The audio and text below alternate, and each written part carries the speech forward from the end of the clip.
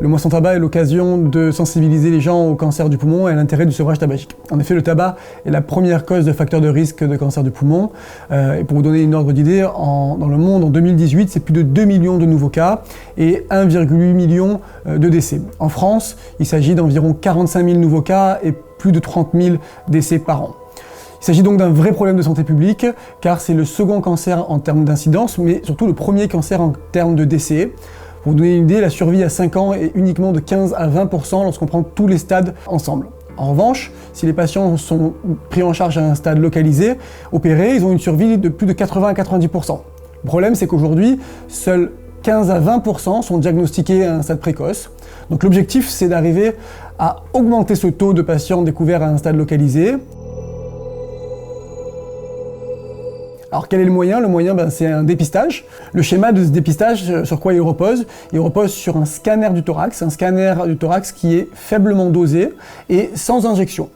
Ce scanner va être fait à 2 fois espacé d'1 an, puis tous les 2 ans.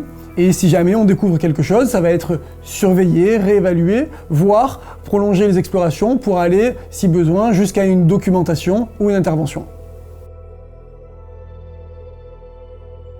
Aujourd'hui, donc, il n'y a pas de dépistage national. Les pneumologues et les médecins généralistes peuvent aujourd'hui déjà, et le font déjà, dépister leurs patients à risque.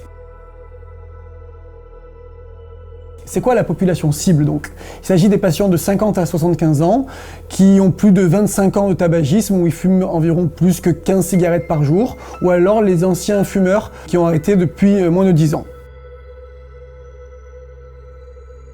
Ce dépistage est bien évidemment accompagné d'un sevrage tabagique. On estime en France qu'un dépistage pourrait sauver environ 7500 vies par an. En effet, si ces patients sont pris en charge à un stade précoce, le traitement de référence est donc la chirurgie. Le but est donc de réséquer la tumeur, soit par une lobectomie ou une segmentectomie. Et aujourd'hui, on développe de plus en plus la chirurgie d'épargne parenchymateuse pour retirer le moins de poumons possible. Cette prise en charge est réalisée lors d'une courte hospitalisation, lors d'un parcours de réhabilitation amélioré après chirurgie, ce qu'on appelle la RAC. On utilise une chirurgie minimalement invasive avec une caméra, soit par vidéothoracoscopie ou chirurgie robotique. On a également à notre disposition des outils innovants tels qu'une planification en 3 dimensions. En conclusion, je vous recommande donc, si vous êtes fumeur de longue date, de vous rapprocher de vos médecins pour discuter de la pertinence d'un scanner thoracique afin de dépister un éventuel cancer du poumon. Vous pourrez retrouver toutes ces informations sur mon site internet. Almaviva Santé, au cœur de l'excellence médicale.